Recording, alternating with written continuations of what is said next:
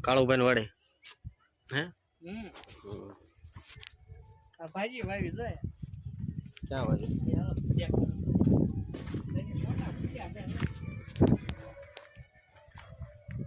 આ ભાજી ભાજી ભાઈ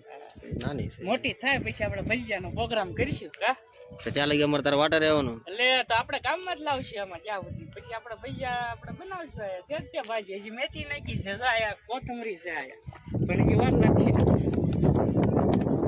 તારી કેદી મેથી થાય ને કેદી તારી કોથમરી થાય કાળો હે